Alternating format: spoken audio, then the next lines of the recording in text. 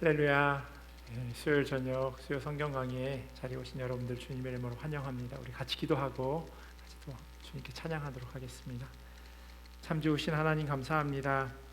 하나님께서 우리를 자녀 삼아 주시고 우리를 또 이 수요일 저녁 말씀의 자리로 불러주시니 감사합니다. 그러나 우리가 이 땅 가운데서 살아간 또 지난 3일을 되돌아보면 주님 없는 모습으로 또 우둔한 모습으로 그렇게 살았음을 고백합니다. 우리가 연약하고 너무나도 나약하여서 또 쓰러지고 또 주저앉을 때도 많이 있었음을 고백합니다. 그럼에도 불구하고 우리를 다시금 이 자리로 불러주신 주님, 말씀을 통하여서 우리가 다시금 주님의 자녀임을 기억하게 하시고 찬양에 담겨져 있는 가사 하나하나를 온전히 묵상하며 그렇게 주님께 찬양할 때 우리가 누구인지를 다시금 기억하는 이 자리 될 수 있도록 은혜로 더하여 주시옵소서. 우리를 사랑하시는 주님의 그 마음 기억하게 하시고 또 우리 또한 주님이 기뻐하시는 대로 살아드릴 수 있도록 은혜로 더하여 주시옵소서. 감사하며 사랑이 많으신 예수님의 이름으로 기도합니다. 아멘. 우리 같이 믿음이 없이는 같이 찬양하도록 하겠습니다.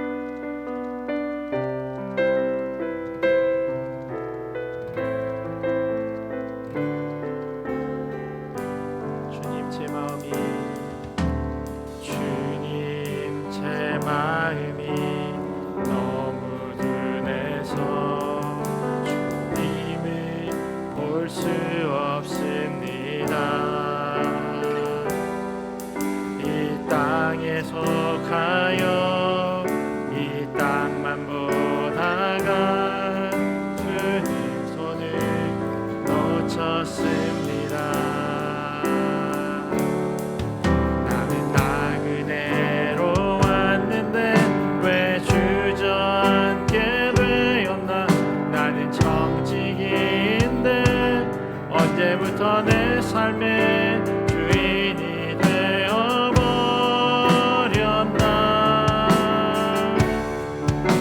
믿음이 없이는 기쁘시게 못하다니 고된 수고도 다 헛될 뿐이라. 믿음이 없어서 무너진 삶에 다시 주님을 기다립니다. 한 번 더 고백하겠습니다. 주님, 제 마음이 너무 둔해서 주님을 볼 수 없습니다. 이 땅에서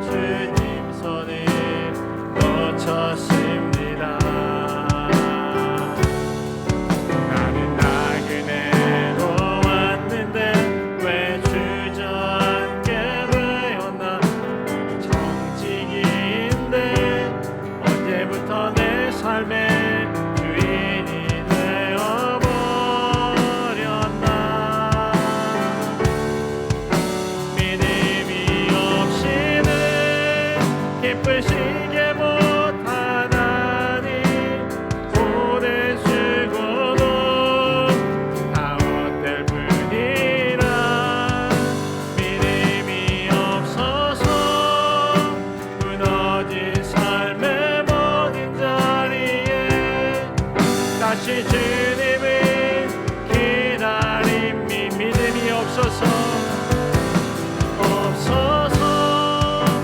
쉬게 못하다니 고된 수고도 다 헛될 뿐이라.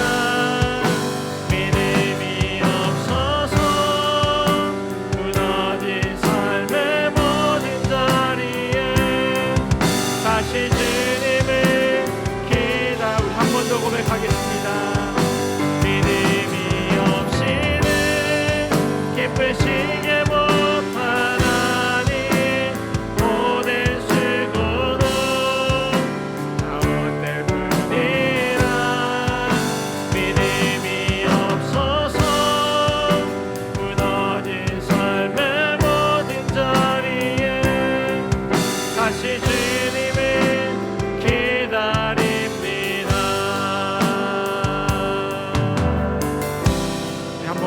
기도하며 나아가겠습니다. 우리가 믿음이 없이 살아갈 때가 참 많이 있음을 고백합니다. 믿는다고 그렇게 이야기하지만, 주님의 자녀라고 그렇게 고백하지만, 우리 살아가는 삶 가운데서 어떤 중요한 결정들을 해야 될 때, 그럴 때를 보면 믿음 있기보다는 오히려 믿음 없는 그런 모양으로, 믿음 없는 쪽으로 더 결정하고 그렇게 살아갈 때가 더 많이 있음을 고백합니다. 하나님, 내 삶의 주인이 예수 그리스도임을 기억하게 하여 주시옵소서. 주님께서 나를 청지기로 불러주셨는데 마치 내가 내 삶의 주인인 것처럼 그렇게 살지 않도록 인도하여 주시옵소서. 성령님께서 인도하시고 이끌어 가시는 대로 내가 그렇게 살아가기를 소원합니다 라고 하는 마음으로 시간 함께 같이 기도하며 나아가겠습니다. 하나님께서 주님의 자녀로 우리를 불러주시고 사랑하여 주시옵소서. 그럼에도 불구하고 우리는 부족한 모습으로, 나약한 모습으로 살아갈 때가 많이 있음을 고백합니다.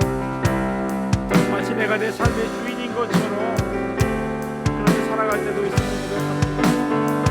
믿음 없는 모습으로 주님을 기쁘시게 하기보다는 나의 노력과 수고로 인해 얻어진 그러한 결과물로만 생각하고 나만을 위하여 그렇게 살아가는 어리석은 삶 살아갈 때가 많이 있음을 고백합니다. 그런데 주님, 다시금 우리가 누구인지를 기억하게 하시고 죄 가운데 빠져있기보다는 주님 원하시는 대로, 주님 소원하시는 대로 그렇게 살아드리는 자 될 수 있도록 주여 은혜로 도와여 주시옵소서. 주님만 바라보게 하시고 주님의 소원만을 온전히 이루어드리는 자들 되길 원합니다. 그 마음 가지고 주님, 이 자리에 나왔사오니 우리의 연약함들, 부족함들 다 주님 앞에 내려놓고 주님 소원대로, 주님 말씀대로 그렇게 온전히 살아드릴 수 있도록 많이 도와주시옵소서. 감사하며 사랑이 많으신 예수님의 이름으로 기도합니다. 아멘. 우리 박수 치시면서 오랫동안 모든 죄 가운데 빠져 같이 찬양하시겠습니다.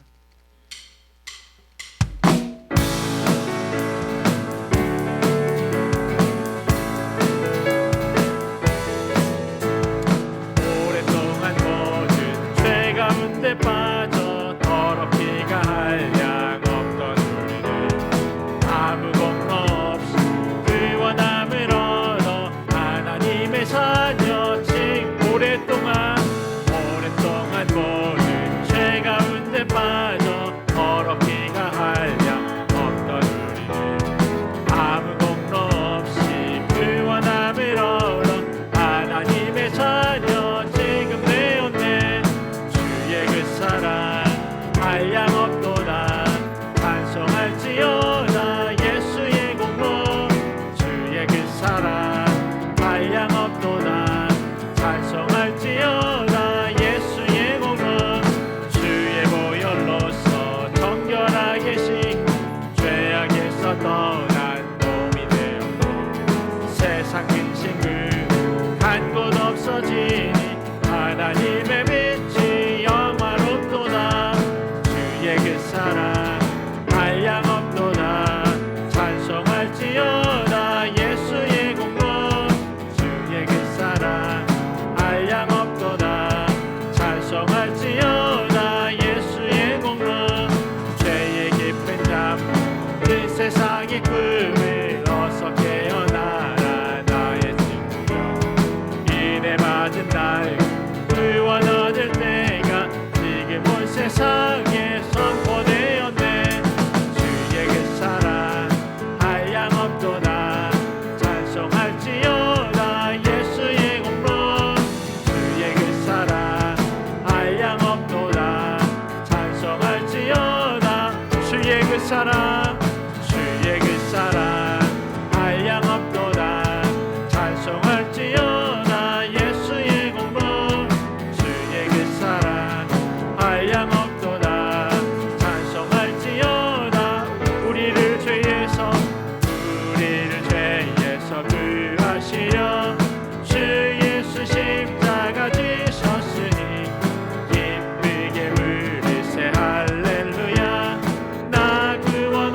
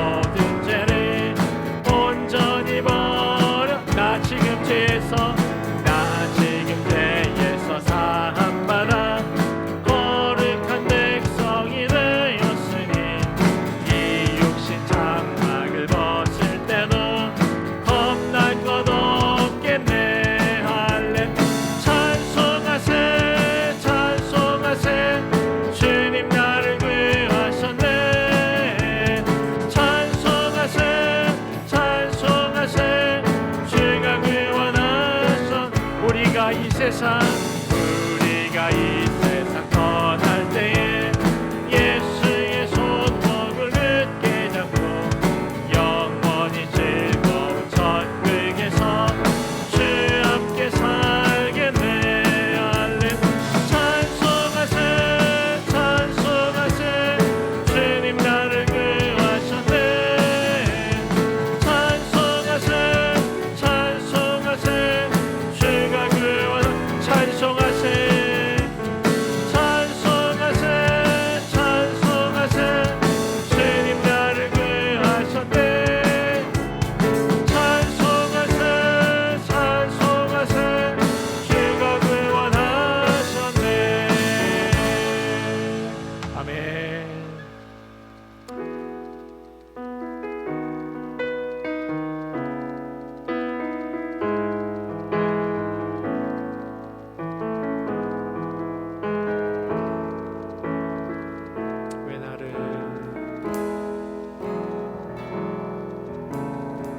왜 나를 어둠 속에 왜 나를 깊은 어둠 속에 홀로 두시는지 어두운 밤이 왜 그리 길었는지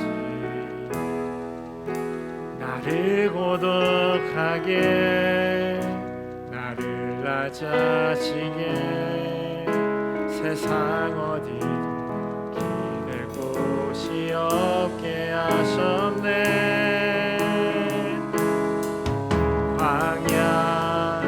광야에 서 있네.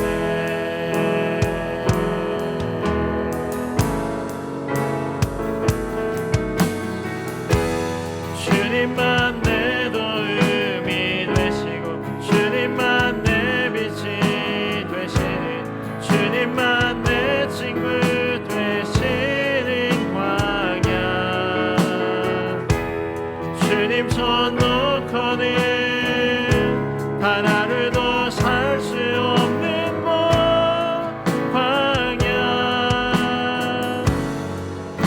광야에 서 있네.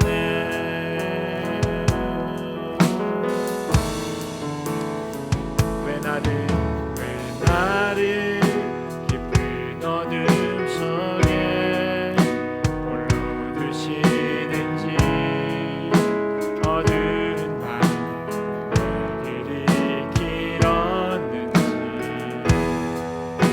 나를 고독하게 나를 낮아지게 세상 어디 기댈 곳이 없게 하셨네.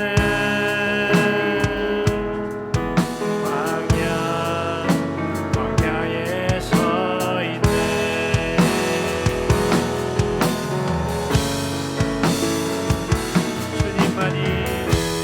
주님만 내 도움이 되시고 주님만 내 빛이 되시는 주님만 내 친구 되시는 광야. 주님 손 놓고는 단 하루도 살 수 없는 곳 광야.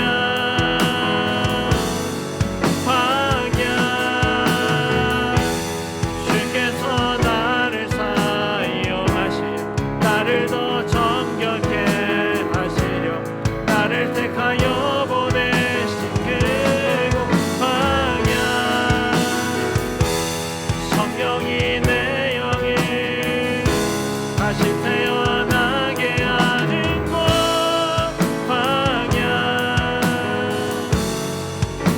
광야에 서 있네. 내 자가 산산이 깨지고 높아지려 했던 내 꿈들 내려놓고 오직 주님 뜻만 이루어지기를 나를 통해 주 만들어 나시기를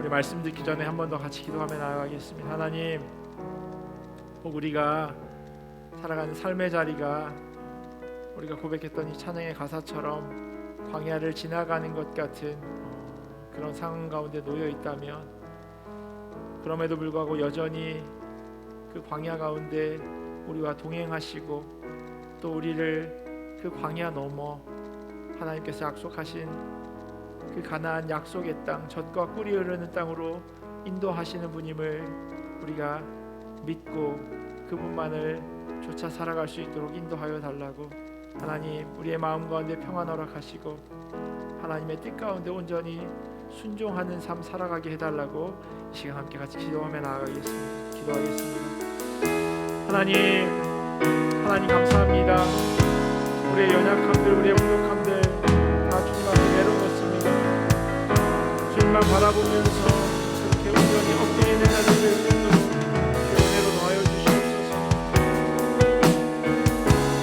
이 땅을 살아가는 데 있어서 때로는 광야를 지나는 것 같은 어려움의 시간들을 만날 수도 있음을 고백합니다. 그런데 주님, 그 길이 나 혼자 걸어가는 길이 아님을 우리로 기억하게 하여 주시옵소서. 주님의 자녀된 우리와 동행하시는 주님을 잊어버리지 않도록 하나님 인도하여 주시옵소서. 성령님께서 우리를 이끌어가시고 인도하여 주시는 우리로 믿어 의심치 않도록 하나님 인도하여 주시옵소서. 그리하여서 하나님 뜻 가운데, 하나님 말씀 가운데 온전히 순종하며 주님이 이끌어가시는 대로 그렇게 아멘하며 나아가는 자들 될 수 있도록 은혜로 더하여 주시옵소서. 말씀 듣는 자리로 불러주셨사오니 기대하는 마음 가지고 하나님 나아가게 하여 주시옵소서. 각 10년 가운데 하나님의 말씀이 온전히 들려지게 하시고 심겨지게 하시고 또한 그 말씀대로 살아내는 귀한 주님의 자녀 될 수 있도록 은혜로 더하여 주시옵소서. 참 좋으신 하나님 감사합니다. 수요일 저녁 우리로 말씀의 자리로 불러주시니 감사합니다. 하나님의 말씀을 우리로 기대하며 듣게 하시고 또한 듣는 그 말씀대로 우리가 온전히 살아낼 수 있도록 은혜로 더하여 주시옵소서. 각 10년 가운데 들려지는 귀한 자리 되기를 원합니다. 하나님께서 주시는 음성으로 받게 하시고 마음 가운데 귀하게 뿌리 내려져서 그 깊게 뿌리 내려진 그 말씀이 우리의 삶을 온전히 주님이 이끌어 가시는 대로 그렇게 인도할 수 있도록 주여 역사하여 주시옵소서. 감사하며 사랑이 많으신 예수님의 이름으로 기도합니다. 아멘. 하나님 주신 말씀 같이 보도록 하겠습니다. 오늘 우리에게 주신 하나님의 말씀은 사도행전 9장 19절에서 31절까지 말씀입니다. 사도행전 9장 19절에서 31절까지 말씀, 우리 한 절씩 교독하고 마지막 31절은 같이 읽도록 하겠습니다. 제가 먼저 19절 읽겠습니다. 음식을 먹음에 강건하여지니라. 사울이 다메섹에 있는 제자들과 함께 며칠 있을새 즉시로 각 회당에서 예수가 하나님의 아들이심을 전파하니 듣는 사람이 다 놀라 말하되 이 사람이 예루살렘에서 이 이름을 부르는 사람을 멸하려던 자가 아니냐. 여기 온 곳도 그들을 결박하여 대제사장들에게 끌어가고자 함이 아니냐 하더라.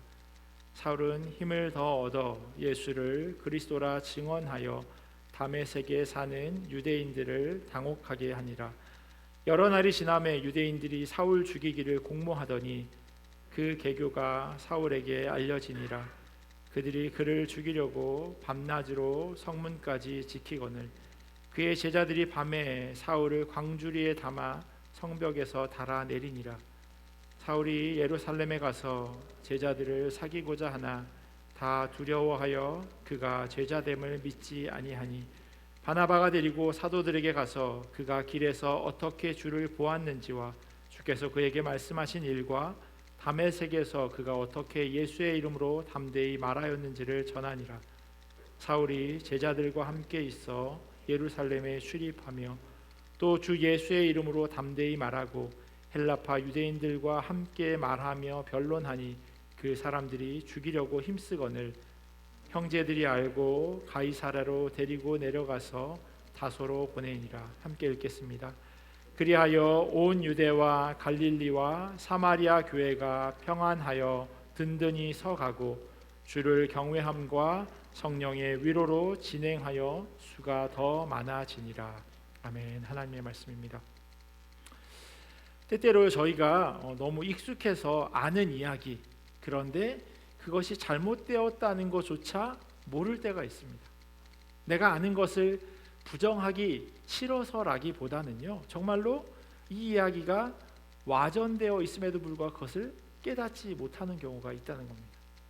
제가 온라인을 통해서 이런 이야기들을 찾아볼 수 있었습니다. 여러분들이 잘 알고 계시는 뉴턴이 사과가 떨어지는 것을 통해서 만유인력의 법칙을 발견하죠.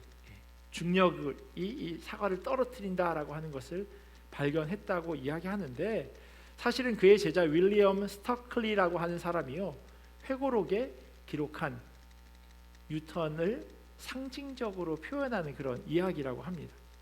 왜 그렇게 이야기했냐면, 그 뉴턴이 우연히 발견한 그 통찰, 그것을 통해서 위대한 발견이라고 하는 그런 영웅서사를 만들어가기 위함이라고 하는 겁니다. 표현이 되게 그럴싸한데요, 쉽게 말하면 그냥 거짓말이라는 겁니다. 그런 일이 있지 않았다는 거죠. 미국의 초대 대통령, 저도 어렸을 때 이 이야기 들었어요. 미국의 초대 대통령 누군지 아세요? 조지 워싱턴 대통령이 아버지로부터 도끼를 선물 받았는데, 이 도끼 날이 잘 드나 안 드나 벚나무를 탁 찍었는데 그 벚나무가 쓰러진 거죠. 그런데 그 벚나무가 아버지가 너무너무 아끼던 벚나무여서 아버지가 막 화가 났는데, 그 어린 조지 워싱턴이 아버지에게 사실대로 이야기했다는 그 일화. 정직한 리더라는 상징적인 이미지를 구축하기 위해 탄생시킨 그냥 정치적인 그런 신화라고 이야기합니다. 진짜 그럴 것 같은데, 우리가 진짜 그런 줄 알고 있었는데 사실은 알고 보니 거짓인 그런 이야기들이 있다는 거죠. 제가 예전에 보여드린 그림이에요. 처음 보신 분이 계실지도 모르겠어요. 제가 2년 전에 보여드린 그림이에요. 로마에 있는 산타 마리아 델 포폴로 대주교 그 성당에, 교구 성당에 걸려 있는 그림인데요. 달리던 말에서 떨어진 한 남자가 눈을 감고 있습니다. 허리에는, 왼쪽 허리에 칼이 차고 있는 것 보이실 거예요. 그런 그를 말을 끌고 있는 한 사람이 이렇게 쳐다보고 있습니다. 이 그림은요, 오늘 본문 이 사도행전 9장에 기록된 사울이 다메섹으로 가는 길에 부활하신 예수님을 만나는 장면을 그린 카라바조가 그린 다메섹 도상에서의 회심이라고 하는 아주 유명한 그림입니다. 그런데 이 그림에서요, 성경과 다른 부분을 한번 찾아보시면 좋을 것 같아요. 여러분이 알고 있는 사울이 회심하고 있는 그 장면을 그림으로 그려 놓았어요. 저희가 오늘 읽진 않았지만 사도행전 9장 전체를 볼 예정인데 1절부터 9절까지가 그 사울이 예수님을 만나는 그 장면인데, 어디가 잘못됐는지 혹시 찾으셨나요? 제가 나중에 답을 알려드릴게요. 설교를 들으시면서 한번 저 그림에 어디가 잘못됐었나 한번 생각해 보시면 좋을 것 같아요. 저희가 지난주 수요일에요, 내려감의 기쁨이라고 하는 제목으로 빌립 집사의 이야기를 같이 나눴습니다. 내려간다고 하는 말이 반복되어 있었고, 특별히 그 가운데 그 길은 광야라라고 하는 그 구절을 통해서 빌립이 복음 전하는 그 여정이 쉽지 않다라고 하는 것을 확인해 볼 수 있었습니다. 하지만 그 길이 복음이 전해지는 과정이고, 또 복음이 전해지는 곳에는 기쁨이 있었다고 성경에 기록되어 있어요. 그래서 내려감의 기쁨이라고 하는 제목으로 말씀을 나눴어요. 내려감이지만 기쁨인 거죠. 그게 바로 복음의 힘입니다. 그리고 이어지는 이 사도행전 9장은요, 사울이라고 하는 한 청년이 이야기로 시작되고 있어요. 이미 스데반이 순교하는 장면에 잠깐 등장했던 사람입니다. 사도행전 7장 마지막에 이런 말씀이 있어요. 그들이 큰 소리를 지르며 귀를 막고 일제히 그에게 달려들어 성 밖으로 내치고 돌로 칠세. 증인들이 옷을 벗어 사울이라 하는 청년의 발 앞에 둡니다. 처음 사울이 등장하는 장면이, 물론 구약에 사울 왕이 있긴 하지만 그 사람 말고 나중에 바울이 되는 이 사울이 처음 등장하는 장면이에요. 스데반이 그렇게 사람들의 돌에 맞아 순교함을 시작으로 해서 예루살렘의 박해가 시작됩니다. 그런데 그때 다시 한번 이 사울이 등장해요. 사울이 교회를 잔멸할세 각 집에 들어가 남녀를 끌어다가 옥에 넘기니라. 잔멸할세, 이 말이 세번역 성경에 없애려고 날뛴다라고 그렇게 번역되어 있다고 말씀드렸어요. 교회를 없애려고 날뛰는 그 사울의 모습을 통해서 바로 오늘 9장이지만 8장에 이 모습이 있고 그 앞장에 7장 마지막에 있었던 스데반이 순교하는 현장에 있었던 사울이라는 인물이 우연히 그곳에 있었던 건 아니구나라고 하는 것을 확인해 볼 수 있습니다. 충분히 그렇게 생각해 볼 수 있어요. 그리고 이러한 생각이 9장으로 넘어오면서 추측이 아니라 확신으로 바뀌게 됩니다. 왜냐하면 9장 1절과 2절에 이렇게 써 있어요. 성경 가지고 계시면 한번 보세요. 사울이 주제의 제자들에 대하여 여전히 위협과 살기가 등등하여 대제사장에게 가서 다메섹 여러 회당에 가져갈 공문을 청하니 이는 만일 그 도를 따르는 사람을 만나면 남녀를 막론하고 결박하여 예루살렘으로 잡아오려 함이라. 예루살렘에서 예수 믿는 사람들을 잡으러 다녔던 사울이요, 이제는 그 범위를 넓혀서 다메섹이라고 하는 곳까지 가려고 하고 있습니다. 누가 시킨 것도 아닌데 자기 열심을 가지고 그렇게 이 일을 하고 있어요. 지도를 보시면요, 예루살렘에서 다메섹으로 가는 그 여정, 이 정도의 시간과 거리가 걸린다고 하더라고요. 오늘 제가 구글 맵으로 확인해 보니까 270km, 도보로 62시간이 걸린다고 합니다. 하루에 6시간씩 하면 한 열흘 정도, 8시간씩 하면 한 일주일 정도 남짓 걸리는 기간이에요. 그런데 이 270km 정도 되는 거리, 도보로는 저렇게 되어져 있는데요, 그 왼쪽에 보면 이렇게 갈릴리 호수가 있잖아요. 자동차로는 이 갈릴리 호수 동쪽이 아니라 서쪽으로 이렇게 돌아가도록 되어져 있더라고요. 그래서 거리가 270km가 아니라 320km까지 늘어나는 가깝지 않은 거리입니다. 물론 이 길을 말을 타고 걸어간다면, 달려간다면 훨씬 빨리 갈 수 있겠죠. 말이 전속력으로 달리면요, 시속 70km까지 달릴 수 있다고 하더라고요. 엄청나게 빨리 갈 수 있습니다. 하지만 그렇다고 해서 저 거리가 가까운 거리는 아닙니다. 저희 교회에서 출발하면요, 뉴욕 그 핑거레이크라고 하는 그쪽까지 가야 할 만큼의 거리예요. 거기 코넬 대학이 있는데 코넬 대학까지의 거리가 이 정도 되어지더라고요. 가까운 거리가 아니에요. 차로 적어도 3시간 이상 달려야 하는, 서울 대전을 왕복해야 하는 긴 거리입니다. 그런데 이 먼 길을 예수 믿는 사람 잡겠다고, 누가 상 주는 것도 아니고 돈 주는 것도 아닌데 제 발로 그 일을 하는 청년이 바로 사울이라고 하는 사람이에요. 그런데 그 길로 가는, 다메섹으로 가는 저 여정 가운데 호련히 하늘에서 빛이 그를 둘러쌉니다. 오늘 본문 4절에 보면 이렇게 써 있어요. 땅에 엎드려져 들음에 소리가 있어 이르시되 사울아 사울아 네가 어찌하여 나를 박해하느냐라고 적혀져 있습니다. 하늘에서 내려오는 빛에 그가 땅에 엎드려졌습니다. 그때 주님의 목소리가 들린 거예요. 사울아 사울아 네가 왜 나를 핍박하느냐. 사울이 질문하죠. 누구십니까? 그러자 이런 소리가 들리죠. 나는 네가 핍박하는 예수다. 사울이 일어나서 눈을 떴는데요, 아무것도 보지 못해요. 그래서 다른 사람의 손에 이끌려서 다메섹 성으로 들어갑니다. 그래서 3일 동안 먹지도 말하지도 보지도 못하면서 그렇게 있었다라고 오늘 성경에 기록되어 있어요. 여기까지의 내용이 9절까지의 내용이에요. 아까 보여드렸던 그 그림, 제가 지금 1절부터 9절까지 설명해 드린 그 내용 가운데 한 장면을 그림으로 그려 놓은 거죠. 찾으셨어요? 뭐가 성경과 다른지. 어디가 달라요?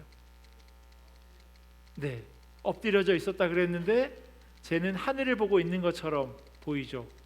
그리고 더 성경에 등장하지 않는 게 있어요. 말. 네. 성경에는요, 사울이 말을 타고 갔다는 이야기가 없어요. 말에서 떨어졌다는 이야기도 없어요. 그런데 아마 여러분들은 다 그렇게 듣고 알고 계셨을 거예요. 사울이 말을 타고 가다가 말에서 빛을 보고 떨어져서 그 소리를 듣는 과정. 전혀 그렇지 않아요. 오늘 본문 말고요, 사도행전 22장과 26장에도 사도 바울이 잡혀가서요 자기를 변호하는 그 장면이 있는데, 그 장면에도 동일하게 예수 그리스도를 다메섹으로 가는 그 길 가운데 만났다라고 증언하고 있는데, 거기에도 똑같이 오늘 본문과 비슷한 설명을 하고 있는데 거기에도 말이 등장하지 않아요. 그런데 우리는 말을 타고 가다가 떨어졌다라고 하는 것을 알 수 있습니다. 그냥 그렇게 들었기 때문인 거죠.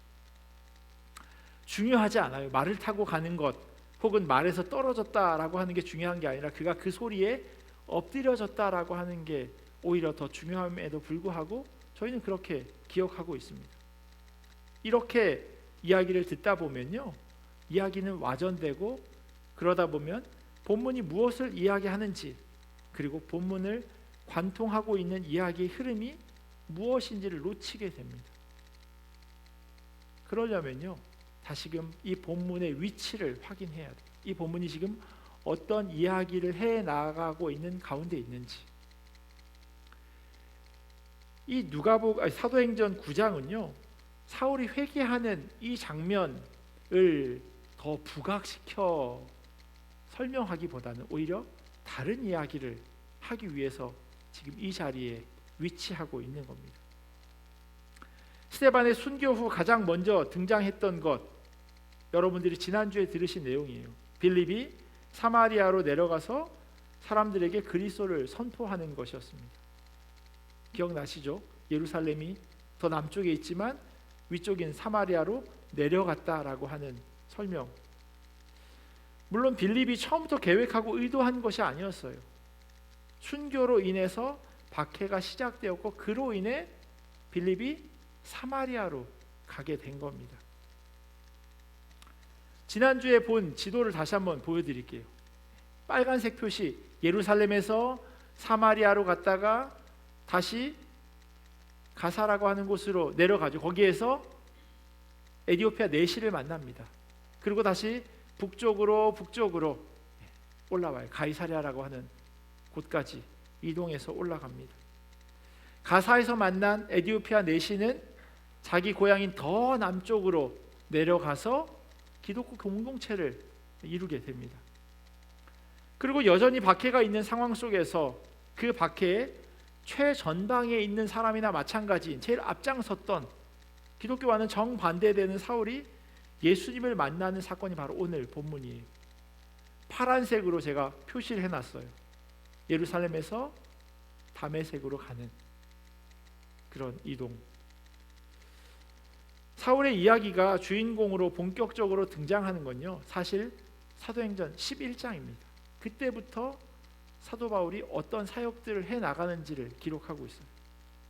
그럼에도 불구하고 사도행전 9장에 사도 바울의 회심이 등장하는 이유는요, 한 사람의 회심을 보여주기 위함이라기보다는 복음이 지금 어떻게 전파되고 있는지를 알게 하려는 겁니다. 사도행전 1장에서 예수님께서 성령 받게 되면 예루살렘과 온 유대와 사마리아와 땅끝까지 복음이 전해진다고 하는 그 예수님의 말씀, 명령이 의도하지 않았지만, 사도들과 예수님을 따르던 사람들이 계획하지 않았지만 그것이 하나하나 어떻게 이루어져 가는지를 지금 이 사도행전을 읽어가는 사람에게 알려주고 있다는 겁니다. 복음이 전해지는 과정의 주인공은요, 당연히 예수 그리스도이고 성령님입니다. 복음이 전해지는 과정에서 언제나 주인공은 예수님이어야 하는데 때로는 사울이 회심하는 이 사건에 더 집중하게 된다는 겁니다. 너무 신기하니까요. 빌립이 사마리아에 갈 것을 예상하지 못했고 가사나 가이사랴로 가게 되는 것 역시 성령에 의해서 이끌림 받아 가게 되었다고 성령은 분명히 이야기하고 있습니다. 사울이 박해를 목적으로 다메섹으로 가는 여정 가운데도 성령의 역사, 그 계획 가운데 있음을 오늘 성경은 우리에게 말씀하고 있어요. 더 정확하게는요, 사울의 계획과 상관없이 주님은 주님의 일을 진행하십니다.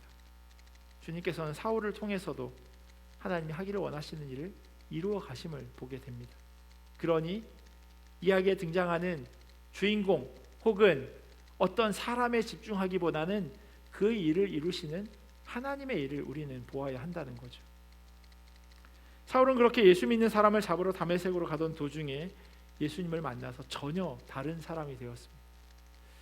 처음에는 예수 믿는 사람이 사울을 피해 다녔는데요, 이제는 그 반대가 되었어요. 사울이 유대인들을 피해서 도망하는 그런 상황 가운데 놓이게 됩니다. 본문 23절을 보시면요, 상황이 얼마나 역전되었는지를 확인할 수 있어요. 여러 날이 지남에 유대인들이 사울 죽이기를 공모하더니, 사울이 다메섹에 있는 유대인들에게 복음을 전했고 이 일이 유대인들로 하여금 당혹하게 만들었습니다. 그래서 시간이 지나자 유대인들이 이제는 사울을 죽이려고 공모를 하기 시작합니다. 이게 어떤 상황이냐면, 쉽게 이야기하면 북한에서 가끔 이제 귀순하는 일이 있어요. 저 어렸을 때도 그 김만철이라고 혹시 기억하시는 분이 계신지 모르겠지만, 김포공항에 한 가족이 이렇게 오는 그 사진을, 그러니까 카메라로 이렇게 뉴스에 나오는 그 기억이 아직도 있어요. 그분이 뭐 의사였고 뭐 아이들이랑 해가지고 가족 친척들까지 한 10명 정도 데리고 왔던 것 같아요. 그렇게 귀순을 하게 되면요, 처음에는 하나원이라고 불리는 북한 이탈 주민 정착 지원 사무소라고 하는 곳에서 16주간을 교육을 받게 됩니다. 대한민국에 대해서 이제 교육을 받게 되는 거죠. 어떤 시스템인지, 어떻게 돌아가는 나라인지. 그리고 나서 특별한 문제가 없을 경우엔 대한민국에 거주하도록 해줍니다. 일정한 돈도 지급하죠. 그런데 북한에서 고위직에 근무했던, 그러니까 지위가 높은 아주 중요한 사람들이 이렇게 귀순을 하게 되면 그 사람들은 그 이후에도 계속해서 안전하도록 그 사람들을 보호합니다. 왜냐하면 북한에서 혹 그들을 죽일지도 모른다고 하는 생각 때문이겠죠. 북한에서도 그런 사람들을 가만히 두고 볼 수는 없는 겁니다. 왜냐하면 워낙 많은 정보를 가지고 있는 사람이 남쪽으로 갔기에 그런 정보를 차단하고 싶은 생각이 있을 겁니다. 드라마나 영화에 많이 나오는 그런 장면이죠. 그런데 실제로요, 북한의 그 김정일이 최고 높은 사람으로 있을 때, 그때 처조카가 한국으로 오게 되는 일이 있었어요. 이한영이라고 하는 사람이 망명을 합니다. 말 그대로 북한의 로얄 패밀리인데 그 사람이 넘어온 거예요. 그리고 얼마 정도 시간이 지났는데 황장엽이라고 아실 거예요. 북한 노동당 비서가 남한으로 귀순을 하게 됩니다. 탈출을 하게 되는 거죠. 그리고 3일이 못 되었던 날, 1997년 2월 15일이라고 하는데요, 그날이 간첩이 이 이한영이라고 하는 사람을 피격한 날이에요. 북한에서 공언해온 그 보복 위험이 실제로 일어나게 된 일입니다. 벨기에에서 만든 아주 조그만한, 제 손바닥 한 반만한 권총이 있는데요, 그걸로 아파트 14층 양쪽에 있는 그런 1호, 2호 이렇게 돼 있는 집이 있잖아요. 엘리베이터 열렸는데 거기에서 총에 맞아서 죽게 됩니다. 사울 역시 마찬가지 처지가 되어진 거예요. 바리새인으로 엘리트 교육을 받았고 예루살렘의 대제사장으로부터 공문까지 받아가지고 예수 믿는 사람을 잡으러 다닐 만큼 그렇게 나름 존재감이 있었던 사람인데, 그가 완전히 180도 바뀐 겁니다. 북한에서 남쪽으로 귀순한 것 같은 그런 모양새인 거죠. 그것이 유대인들에게는 오히려 가시가 될 수밖에 없었던 겁니다. 그리고 이 소식이 사울에게까지 전해져요. 그를 죽이겠다고 성문에서 지키고 밤낮으로 지키고 있는 그런 상황 가운데 사울은 밤에 도망갈 수밖에 없었습니다. 25절에 보면요, 그의 제자들이 밤에 사울을 광주리에 담아 성벽에서 달아 내리니라 라고 기록하고 있습니다. 사울은 그렇게 다메섹에서 다시금 300km 아래로 떨어진 예루살렘으로 돌아옵니다. 사울은 예수님에 대해서 보다 구체적으로 알고 싶었어요. 다메섹 도상에서 부활하신 예수님을 만나기는 했지만 그분의 행적에 대해서, 그리고 그분이 어떤 말씀을 하셨는지 너무나도 궁금했습니다. 복음에 대해서 알고 싶었던 거예요. 그래서 예수님의 제자들에게 그것을 듣고 싶었지만 제자들이 만나주지를 않는 겁니다. 왜냐하면 사울이 어떤 사람이었는지 이미 소문이 난 상황이었으니 누가 그를 쉽게 만나줄 수 있겠습니까? 26절에 보면요, 사울이 예루살렘에 가서 제자들을 사귀고자 하나 다 두려워하여 그가 제자됨을 믿지 아니하니. 아무도 안 믿는 거예요. 스데반이 순교하는 현장에 사울이 있었다고 말씀드렸어요. 대제사장으로부터 예수 믿는 사람 잡아 죽이겠다고 하는 그런 공문까지 받았던 사람입니다. 그런 사람이 만나자고 하니 예수를 믿었다고 하지만 그걸 확신할 수 없었던 거예요. 너무나도 뻔한 방법일지 모르겠지만 자신의 정체를 숨기고 적진 깊숙이 침투해서 적장을 암살하려고 하는 그런 의도와 너무나도 비슷하다라고 생각할 수 있는 거예요. 기독교 공동체에 들어와서 나 예수 믿게 되었어 라고 하면서 누가 예수 믿는 사람들인지 하나하나 다 파악하고 나서 그들을 싹 다 잡아갈 수도 있다라고 하는 두려움이 예수님을 믿는 제자들에게 있었습니다. 그러기에 이 사울을 만나주지 않았던 거예요.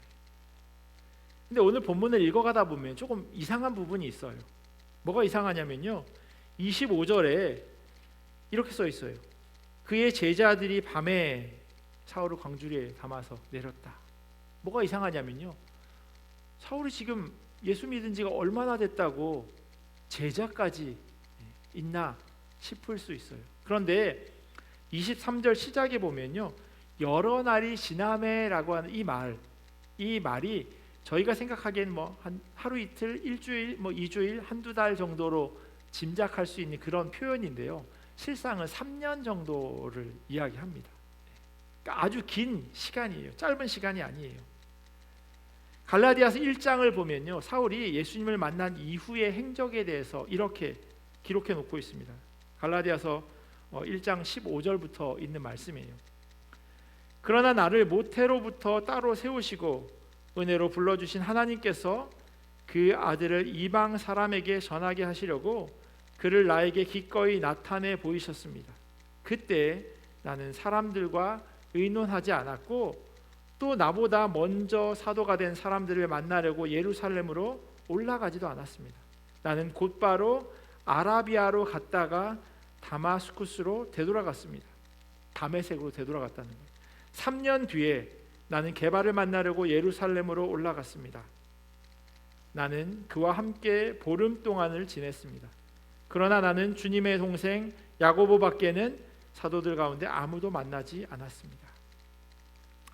사울은 누구와도 의논하지 않고요, 아라비아 광야로 가서 묵상의 시간을 보냈다고 고백합니다.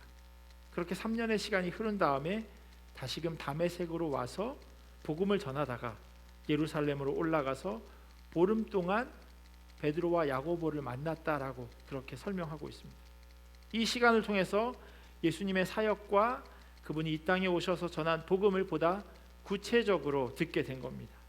그 3년의 시간이 오늘 저희가 읽은 본문 가운데 중간에 들어가 있는 거예요. 그러니까 쭉 읽으면 그냥 사도 사울이 바로 예수님 만나고 회심하고 그 일을 쭉쭉쭉 한 걸로 이해될 수 있지만 중간에 3년이라고 하는 텀이 있는 겁니다.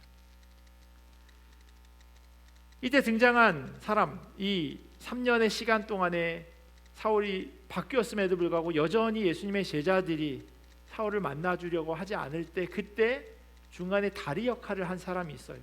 그게 누구냐면 바나바예요. 바나바는 초대 공동체에 자신의 재산을 바친 사람으로 기록되어 있습니다. 사도행전 4장에 보면요, 구브로에서 난 레위족 사람이 있으니 이름은 요셉이라 사도들이 일컬어 바나바라 번역하면 위로의 아들이라 하니 그가 밭이 있음에 팔아 그 값을 가지고 사도들의 발 앞에 두니라 라고 쓰여져 있어요. 키프로스 섬 출신으로요, 재산이 많았던 사람입니다. 자신의 밭을 팔아서 사도들 앞에 두었죠.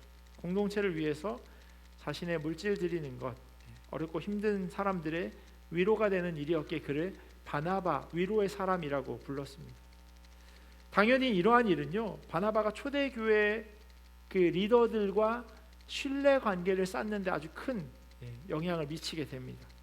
왜냐하면 모든 사람들이 그렇게 하는 건 아니니까요. 바로 그 다음에 어떤 장면이 나오냐면 아나니아와 삽비라 이야기가 나온 것을 기억할 겁니다. 그러니까 이 바나바가 했던 그 일이 누구나 하는 그런 쉬운 일은 아니다라고 하는 것이 조금 더 확대되어서 보여지는 거죠. 이 바나바가요, 사울을 데리고 사도들에게로 갑니다. 오늘 본문 27절에 이렇게 써 있어요. 바나바가 데리고 사도들에게로 가서 그가 길에서 어떻게 주를 보았는지와 주께서 그에게 말씀하신 일과 다메섹에서 그가 어떻게 예수의 이름으로 담대히 말하였는지를 전하니라. 사울은 그렇게 예루살렘에서 제자들과 약간의 시간을 함께 합니다. 하지만 그 시간이 길지 않았어요. 왜냐하면 그가 헬라파 유대인들과 토론을 하였는데 그들이 사울을 죽이려고 했기 때문이에요. 정확한 이유는 알 수 없지만 추측은 해볼 수 있습니다. 헬라파 유대인이라고 하는 표현은요, 그들이 그리스 말, 헬라 말을 사용하는 사람이라고 하는 것을 의미합니다. 사울은 다소라고 하는 그런 지역의 출신이었기 때문에요, 헬라 말을 할 수 있는 사람이었어요. 헬라파 유대인들과 아람어를 사용하는 예수님의 제자들 가운데 서로 말다툼할 일이 없어요. 왜냐하면 말이 안 통하니까요. 그런데 토론을 하거나 복음을 전하는데 한계가 있을 수밖에 없는데 사울은 그렇지 않았던 거예요. 마치 1.5세 2세처럼 이중 언어를 할 수 있는 사람이었던 거죠. 말이 통해야 싸울 거 아닙니까?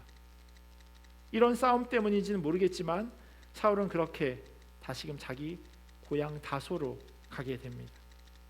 사울이 그렇게 떠난 이후에 오늘 본문의 결론이 이렇게 맺어지고 있어요. 31절에 보면 그리하여 온 유대와 갈릴리와 사마리아 교회가 평안하여 든든히 서가고 주를 경외함과 성령의 위로로 진행하여 수가 더 많아지니라. 본문을 잘못 이해하면 예루살렘과 사마리아와 유대와 다 여러 개의 교회가 있는 것으로 보여지지만 한 교회를 이야기합니다. 한 교회, 그 모든 교회가 그리스도 예수를 머리로 하는 그런 공동체이고 그 모든 교회에 평안이 임하게 되었다라고 설명하고 있습니다. 지역적으로는 넓으나 사실 하나의 교회인 거죠. 예루살렘에만 있던 교회, 그게 처음 초대교회 공동체였는데 이제는 온 유대와 갈릴리와 사마리아까지 확대되었다라고 성경에 기록되어 있어요. 예수님께서 성령님께서 임하시면 권능을 받아서 이루어진다고 하는 그 일이 지금 하나하나 어떻게 이루어가고 있는지를 보여주는 거예요. 그러기에 오늘 본문 가운데서는 사울 한 사람이 회심했다라고 하는 것을 보기보다는 빌립이, 사울이, 그리고 스데반이 했던 그 모든 일들을 통해서 지금 복음이 점점 확장되어지고 있다라고 하는 것을 보게 되어진다는 겁니다. 그걸 봐야 된다는 거예요. 우리는 사도 바울의 사역이 언제나 승승장구했던 것으로 생각하지만 실상은 그렇지 않습니다. 오늘 본문 시작에 기록되어져 있는 것처럼 첫 사역이나 다름없는 다메섹에서 그가 어떻게 했습니까? 야밤도주 한 것이나 마찬가지였어요. 막 큰 성과를 이룬 것이 아니었어요. 베드로처럼 믿는 이가 3,000이었다, 더 늘어났다라고 하는 그런 모습을 찾아보기는 어렵습니다. 오히려 그냥 도망가기 바빴죠. 예루살렘에서의 사역에도 큰 성과 없이 그냥 고향으로 돌아갔습니다. 어찌 보면 그는 연속적인 실패를 지금 경험하고 있는 겁니다. 그러나 아이러니하게도요, 사울의 이러한 실패가 유대와 갈릴리와 사마리아 교회가 평안해지고 든든히 서가고 주를 경외함과 성령의 위로로 성도의 수가 더 많아지는 부흥을 경험하게 합니다. 한 사람은 실패하고 돌아갔는데 그것과 별개로 하나님은 하나님의 일을 해 나가신다고 하는 겁니다. 한 사람에게는 아픈 실패로 기억될 수 있지만요, 주님의 큰 그림 안에서 이 일은 오히려 기독교 공동체가 안정을 찾아가는 길이 되기도 합니다. 성령의 바람을 따라 이러한 일들이 이루어지고 있는 거죠. 그래서 하나님의 일하심을 우리가 눈으로 쉽게 판단할 수는 없는 겁니다. 하나님의 방법과 하나님의 섭리를 우리가 알지 못하는 것이 어쩌면 더 당연한 일이죠. 우리가 가늠할 수 있는 분이라면 그게 어떻게 하나님이실 수 있겠습니까? 결과적으로 오늘 사도행전 9장은요, 복음이 전파되는 과정 가운데서 주님이 어떻게 일하고 계시는지를 우리에게 보여줍니다. 박해로 흩어지게 되었지만 복음은 주님의 뜻대로 계속해서 전해지고 그 일을 방해하는 사람까지 들어서 그 일을 하도록 하나님은 일하고 계신다고 성경은 말씀하고 있어요. 그런데 이것이 어디 복음이 전해지는 과정에서만 일어나는 일이겠습니까? 주님께서 우리의 삶 가운데서도 자주 이렇게 일하고 계세요. 사람들은 그럴듯하게 보이는 걸 좋아합니다. 그래서 이야기를 만들어내고 그걸 부풀리죠. 그러나 주님의 일하심은 오히려 실패처럼 보이고 낮은 곳으로 내려가는 것처럼 보입니다. 왜 앞에 뉴턴이나 조지 워싱턴의 이야기들이 그렇게 과장되고 만들어졌겠습니까? 그 사람을 대단하게 보이게 하려는 사람들의 생각인 거죠. 그런데 주님의 일하심은 그렇지 않다는 거예요. 주님께서는 때로로 우리를 그런 낮은 방향으로 초대하십니다. 우리가 원하지 않는데도 말입니다. 어찌 보면 그게 삶의 아이러니인 것 같아요. 내가 원하는 방향과 주님의 초대가 같지 않기에 아이러니한 거죠. 순종하며 갈 때도 있지만 때로는 억지로 끌려갈 때가 있고요, 심지어 강제로 떠밀려갈 때도 있습니다. 사도행전 8장과 9장에 이어지는 사건들은요, 바로 이러한 모습을 우리에게 보여주고 있습니다. 빌립도 원하지 않았고 사울도 원하지 않았습니다. 심지어 사울이요, 다소로 내려갔더니 온 교회가 평안했대요. 그가 열심히 사역했는데 그가 그 자리를 떠났는데 오히려 그가 있었던 공동체가 더 평안했대요. 사울의 마음이 어땠을까요? 난 도대체 뭐 한 건가? 주님이 나를 부르시고 만나 주셨는데 나는 뭐지? 이런 생각, 이런 고민 안 들었겠습니까? 그런데 이 일이 지극히 하나님의 일이고 하나님의 관점으로 보아야 함에도 불구하고 한낱 짧은 사람의 생각으로 본다면 그렇게 이해될 수 있다는 거예요. 사울은 어쩔 수 없는 청지기이고 도구일 뿐인데, 사울은 그렇게 생각하지 않았지만 사울을 보는 저의 모습은 그렇게 보여지더라고요. 제가 월요일에요, 포달루지에 산책을 하러 갔는데 카이트 서핑이라고 하는 걸 봤어요. 혹시 뭔지 아세요? 이게 카이트 서핑이에요. 서핑 그 보드 위에 올라타가지고 연처럼 아주 큰 걸 이렇게 붙들면 정말 그 호수를 막 날아가듯이 떠가더라고요. 너무 신기해서 한참을 봤어요. 아무런 동력도 없어요. 저 이름처럼 카이트 서핑이라고 하는 그 이름처럼 연에 매달려 있는 그 줄을 서핑을 타고 가는 겁니다. 바람을 이용해서 가는데 바람이 한 방향으로 불지 않는데 그게 오른쪽으로 가기도 하고 왼쪽으로 가기도 하더라고요. 정말 재밌어 보였는데 그걸 정리하시는 분들을 보니까 다 나이가 지긋하신 분들이시더라고요. 저는 한 20, 30대 젊은 사람들이 그걸 타는 줄 알았는데 그 장비를 챙겨서 차로 가시는데 할머니, 할아버지들이 저걸 타더라고요. 그래서 생각을 해보니까 아, 저거는 안전하겠다 싶더라고요. 왜냐하면 바닥에 나뒹굴러지는 것이 아니니까 어디 부러지거나 다칠 위험이 없겠다 싶더라고요. 그런데 설교 준비하면서 왜 저게 생각이 났냐면요, 바람의 서핑, 그걸 맡기는 것처럼 나를 통해서 주님이 어떻게 일하실지를 기대하면서 거기에 우리를 내어 맡기면서 살아간다면, 그렇다면 우리 삶이 저걸 타는 것처럼 얼마나 신나고 재미있을까라는 생각이 들더라고요. 그냥 주님이 불어주시는 그 성령의 바람에 따라서 그냥 움직이면 되는데, 우리는 열심히 그냥 맨 땅에서 발을 굴리면서 가보려고 한다는 거예요. 내어 맡기지 못하고. 주님께서 선하게 이끌어 가실 것이 확실하기에 그 줄을 잘 붙잡고만 있으면 되는데, 내가 원하는 방향으로 바람이 불지 않는 것 같지만 신비하게도 주님께서 나를 통하여 일하고 계심을 경험하게 될 텐데, 그 믿을 만한 분, 그 신실하신 분에게 우리 삶을 내어 맡기지 못할 때가 참으로 많이 있음을 고백합니다. 사울까지도 불러주셔서 주님의 일을 하시는 것을 기억한다면, 우리는 적어도 여기 계신 여러분들은 예수 믿는 사람 잡으러 다니면서 그 사람들 죽이고 감옥에 넣고 하는 일은 하지 않으셨지 않습니까? 그러면 사울보다 못할 게 뭐가 있겠습니까? 그럼에도 불구하고 차이가 있다면 삶을 내어 맡기느냐 내어 맡기지 못하느냐에 있지 않을까 싶습니다.